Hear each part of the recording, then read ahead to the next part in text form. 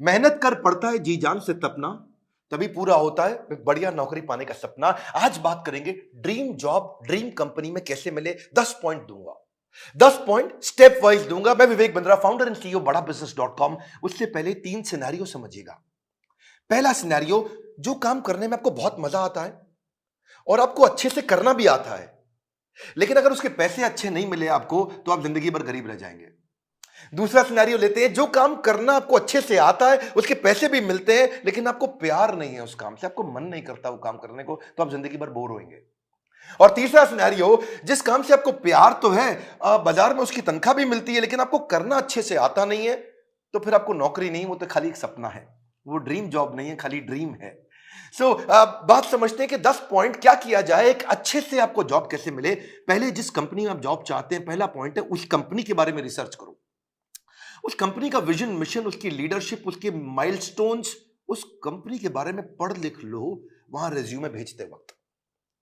नौकरी.com पे बहुत सारी अपॉर्चुनिटीज आपको मिलेंगी, लेकिन पहले कंपनी की वेबसाइट, इंटरव्यू में जाने से पहले उसके सोशल मीडिया, उसका एंगेजमेंट, mouthshut.com, glassdoor.com, उसका लिंक्डइन, उसके सारे गूगल पे सब चीजें, जितना ज्यादा आप इंटरेस्टेड होंगे उतना आपका कैंडिडेचर इंटरेस्टिंग हो जाएगा। जब आप इंटरव्यू में मिलते हैं ना लोगों से, if you are interested in the company, they will see you as interesting for the company. Company research के बाद दूसरा पॉइंट, जॉब डिस्क्रिप्शन को समझिए। जॉब डिस्क्रिप्शन की डिटेल मांगिए। आपका केआरए क्या होगा, केपीआई क्या होगा, आपसे क्या एक्सपेक्ट किया जा रहा है कंपनी में, ये मांग लो। अगर ये समझ में आ जाए कि कंपनी आपसे चाहती क्या है, करवाना क्या चाहती है, जॉब का डिस्क्रिप्शन, आपका केआरए की रिस्पॉन्सिबिलिटी एरिया, आपका केपीआई की परफॉर्मेंस इंडिकेटर, आपसे क्या एक्सपेक्ट किया जा रहा है इस रोल में, अगर वो मिल जाएगा तो पूरा ग्रिप आ जाएगा आपका इंटरव्यू में। तीसरा, अब जो इंटरव्यू लेने वाला है उसकी डिटेल निकालो। एचआर से जब आप बात करेंगे, पूछेगा आपका इंटरव्यू कौन लेंगे, उस इंटरव्यूअर का अगर आपको नाम मिल जाता है तो लिंक्डइन पे उसका प्रोफाइल खोल लीजिए। देखिए उसने क्या पोस्ट शेयर किया है, क्या आर्टिकल शेयर किया है, क्या उन्होंने कोई ब्लॉग शेयर किया है, उसके बारे में अगर आप तारीफ करेंगे, उसकी डिटेल उनको इंटरव्यू में बताएंगे, तो वो आपकी आई फॉर डिटेल को बहुत पसंद करेंगे। मेरे साथ भी होता है कई बार, जब कोई मुझको इंटरव्यू देने आता है, बोलता है सर मैं तो आपका बहुत बड़ा फैन हूं, मैं तो आपके सारे वीडियो देखता हूं, तो मैं पूछ लेता हूं टॉप 5 वीडियो कौन से देखे थे जो आपको बहुत पसंद आए और मैंने उसमें क्या बताया। पता चल जाता है कि आदमी झूठ बोल रहा है या सच बोल रहा है।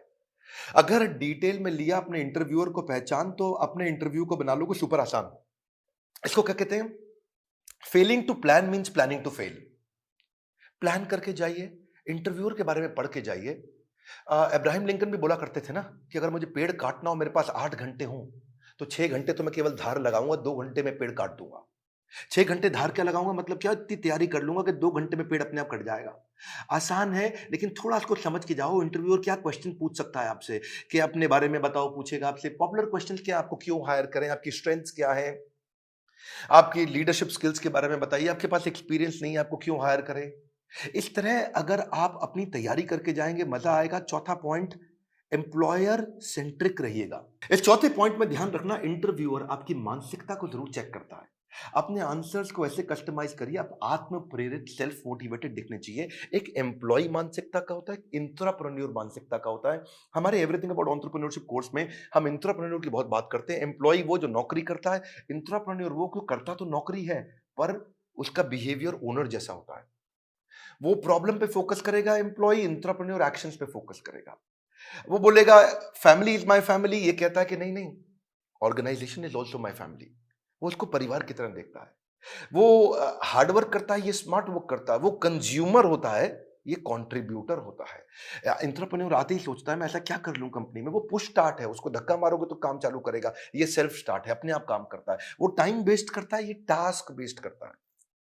एम्प्लॉय क्या करता है, सुबह 9 से 5, 9 बजे आएगा, 5 बजे निकल जाएगा। ये क्या कहता है, जब तक काम खत्म नहीं होगा तब तक बैठूंगा। काम जल्दी खत्म करने की कोशिश करता है। ये समय के हिसाब से नहीं, काम के हिसाब से काम करता है।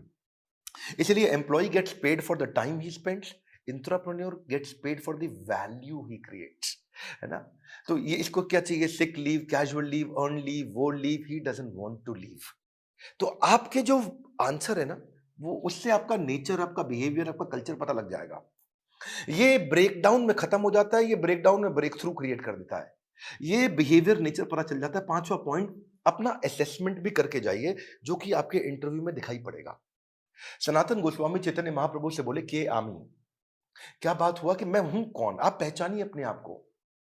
कृष्ण ने भी गीता के अंदर बहुत बात किया, ये आपको पोजिशनिंग में हेल्प मिलेगा आपको। आप एक्शन मैन है, पीपल मैन है, आइडिया मैन है, प्रोसेस मैन है, आपकी मेजर स्ट्रेंथ्स क्या है, उसको स्किल के साथ मैच कर लीजिएगा। देखिएगा कि जो जॉब डिस्क्रिप्शन है ना, जो मैंने पीछे बताया था आपको, उसमें देखिए कि कंपनी का गोल क्या है, इस जॉब से कौन सा गोल अचीव करने वाले हैं, कंपनी में क्या प्रॉब्लम्स थी जो इस जॉब से वो सॉल्व कराने वाले हैं। और जब आप जाएंगे तो अपने हार्ड स्किल और सॉफ्ट स्किल को जरूर समझ के जाइएगा। ये छठा पॉइंट है। हार्ड स्किल कौन से होते हैं? ये वो स्किल होते हैं जो बेसिकली आप क्वांटिफाई कर सकते हैं, जैसे कि फॉरेन लैंग्वेज हो गया, डिग्री हो गया, सर्टिफिकेट हो गया, मशीन ऑपरेशन हो गया, आपका किसी प्रकार का कोई भी data mining, accounting, programming, software testing, ये सब हार्ड स्किल होते हैं। जिसमें कला आती है। जैसे फाइनेंस के अंदर बजटिंग, बिजनेस प्लानिंग होता है या प्रोडक्ट डेवलपमेंट होता है। लेकिन सॉफ्ट स्किल कौन से? बातचीत कैसे करते हो, आपका टीम वर्क कैसा है, आप डिसीजन ले पाते हो नहीं, लीडरशिप है कि नहीं, मोटिवेटेड रहते हो कि नहीं, सुनते हो ध्यान से कि नहीं, पीपल स्किल है कि नहीं, इंटरपर्सनल फ्लेक्सिबिलिटी, टाइम मैनेजमेंट, ये सारे सॉफ्ट स्किल है। उस तरफ हार्ड स्किल है। तो पहले से ही चेक करके जाइए, क्योंकि आपका see he who speaks without attentive ear is mute. क्या मतलब हुआ? जो बिना सुने बोलता रहता है, बोलता रहता है, जो बिना सुने बोलता रहता है, वो सबसे बड़ा गूंगा होता है। उसके बोलने का कोई फायदा नहीं है। इसलिए आपकी कम्युनिकेशन में सुनिए ध्यान से कि वो क्या डिमांड है आपसे। इफेक्टिव कम्युनिकेशन में 20% is only what you know, 80% is how do you feel about what you know. कैसे आप उसे कम्युनिकेट करते हैं। सीधे बैठिए, हमेशा स्माइल मेंटेन करिए। ऐसा करके आराम से रिलैक्स होकर के बैठने वाला तो जमेगा नहीं ना।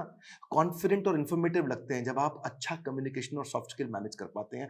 सातवां है, अब मौका ढूंढिए कि आप भी कोई ऐसा क्वेश्चन करें जिस क्वेश्चन से इंटरव्यूअर को लगे यार ये आदमी बुद्धिमान है। एक बात बताऊं आपको कि knowledge is having the right answer, but intelligence is asking the right question.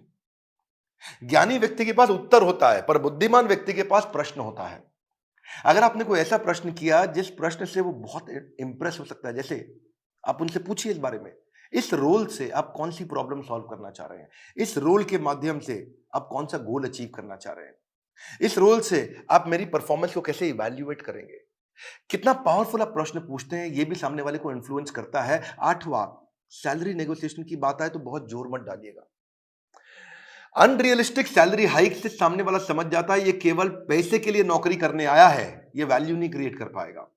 इसलिए वैल्यू क्रिएशन पे फोकस करिए, वैल्यूएबल अपने आप आएगा। मैं इसमें आपको हमारे जो दूसरे डायरेक्टर हैं संजय कथोरिया जी, इनका आपको 2015-16 का एक्सपीरियंस शेयर करता हूं। एक बार ये श्रीलंका में एक कंपनी के चेयरमैन के पास इंटरव्यू देने गए और कंपनी के चेयरमैन ने एक ही बात पे इनकी मर्जी की सैलरी दे दी। और वो क्या बात थी? जब उन्होंने पूछा क्या सैलरी लोगे, तो ये कहते हैं I believe in creating value and then sharing value. क्या मतलब हुआ इसका? कि मैं पहले 100 दिन आपके लिए वैल्यू क्रिएट करूंगा, अगर वैल्यू क्रिएट हो गई बढ़िया, तो उसके बाद आप उस वैल्यू को शेयर कर देना मेरे साथ, तब आप तनख्वाह मेरे हिसाब से दे देना। अभी आपको जो समझ में आता हो आप दे सकते हो मुझे, लेकिन मैं वो काम करके दिखाऊंगा, वो वैल्यू क्रिएट करूंगा, तब मैं वैल्यूएबल डिमांड करूंगा। Create value then share value. ये बात सामने वाला इतना इंप्रेस हुआ, बोला कोई बात नहीं, 100 दिन की बात की है, आज ही बता दो क्या तनख्वाह लोगे। जब आप वैल्यू क्रिएट करने पे फोकस करते हो, पहले कहते हो मैं वैल्यू क्रिएट करूंगा, बाद में अपना शेयर लूंगा, इससे सामने वाले को आप पे बहुत कॉन्फिडेंस आ जाता है। सैलरी नेगोशिएशन पे बहुत फोकस मत करिए, मेन मुद्दा समझिए, वैल्यू क्रिएशन पे फोकस करिए। सैलरी नेगोशिएशन अपने आप हो जाएगी जब वैल्यू क्रिएशन का सामने कॉन्फिडेंस आ जाएगा कि आप करके क्या दिखा सकते हैं जॉब में। 9वां पॉइंट, अपने रेज्यूमे पे ध्यान दीजिएगा। ये हालांकि मैं थोड़ा पहले भी बता सकता था 9वां पॉइंट, पर ध्यान रखिए अपने लाइवली और एक्शन ओरिएंटेड वर्ड लिखिए। रेज्यूमे लंबा मत बनाइए, 6 पेज 8 पेज 10 पेज का, क्योंकि जो रिक्रूटर होता है या जो इंटरव्यूअर होता है वो उसके पास ज्यादा समय नहीं है देखने के लिए। बुलेट पॉइंट्स में लिखिए ताकि मैक्सिमम चीजें कैप्चर हो जाएं कम समय में। सीक्वेंस के अपना एक्सपीरियंस लिखिए, और अगर एक्सपीरियंस ज्यादा नहीं है तो कोई बात नहीं, आपने आज तक जो भी कहीं पे थोड़ा बहुत इंटर्नशिप भी किया है तो वो भी डालिए।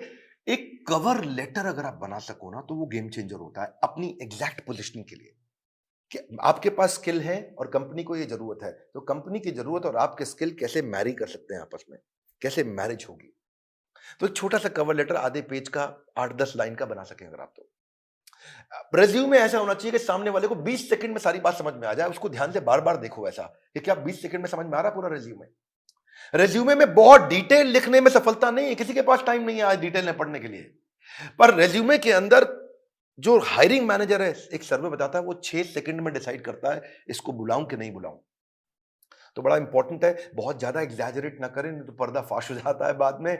बोल्ड और क्लियर और इंपॉर्टेंट अचीवमेंट को साफ साफ तरीके से बता सकें। उसी के अंदर एक रेफरेंस लिस्ट भी डाल दें जो आपकी integrity, work, decision making, punctuality, flexibility के बारे में कोई रेफरेंस पुरानी कंपनी के या कोई बड़े लोग ऐसे हैं जो आपके बारे में कहने को तैयार हो तो नीचे लिख भी दीजिए कि ये आपको आपके बारे में ये रेफरेंस, मतलब किसी और व्यक्ति, कोई और व्यक्ति भी आपकी तारीफ करने को तैयार है तो उसका नाम, उसकी डेजिग्नेशन, उसका फोन नंबर लिख दीजिए। इससे भी कॉन्फिडेंस आता है।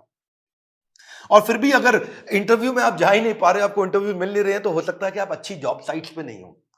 मार्केट में धक्के नहीं खाने पड़ेंगे अगर आप अच्छी जॉब साइट्स पे जाओगे। इसमें आपको फ्री ऑफ कॉस्ट बहुत सारी अपॉर्चुनिटी मिल जाती है, ऑटो नोटिफिकेशंस मिल जाते हैं, अपने आप नोटिफिकेशन आते रहते हैं, एम्प्लॉयर खुद ही आपके पास आ जाता है अगर आप अच्छी जॉब साइट्स पे जाते हो। इसमें प्रीमियम सर्विसेज भी होती हैं। बड़ी पॉपुलर जॉब साइट्स में shine.com, naukri.com, Times Ascent, Times job और मॉन्स्टर है। लेकिन अगर आप नए हैं तो freshers world, fresherslive.com, Internshala internship पे काम कराती है, या freelancer.com, indeed.com। अगर आप नए हैं तो इन पे जाइए। बेरोजगार खेल रहे हैं स्मार्टफोन पर ताश, ये वीडियो उनको शेयर करें, दिशा मिल सकती है बड़ी खास।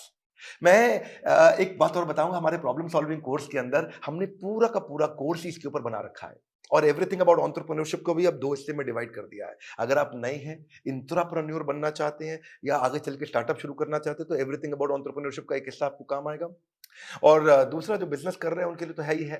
मैं फिर से आपको रिक्वेस्ट करूंगा कि बेरोजगार खेल रहे हैं स्मार्टफोन पर लूडो और ताश, हाँ, वीडियो शेयर करो उनको, दिशा मिल सकती है बड़ी खास। ताश से बात नहीं बनेगी, इस खास दिशा से बात बनेगी। अगर आप नए आए सब्सक्राइब जरूर करिएगा, लाइक करके उत्साह बढ़ाइए, बोर्ड लाइन नंबर पे फोन करिए, चेक करिए कि कैसे एवरीथिंग अबाउट एंटरप्रेन्योरशिप जिंदगी भर के लिए आपको एक बड़ी दिशा दे सकता है, आपको एक इंट्राप्रेन्योर बना सकता है। किसी को नौकरी मिले ना मिले, इंट्राप्रेन्योर की बहुत कमी है, उसको नौकरी जरूर मिलती है। हमारे साथ जुड़े रहने के लिए, दुनिया का नंबर 1 एंटरप्रेन्योरशिप यूट्यूब चैनल बनाने के लिए, वीडियो को लाइक करके उत्साह बढ़ाने के लिए आप सबको हृदय की गहराइयों से प्रेम पूर्वक बहुत बहुत धन्यवाद।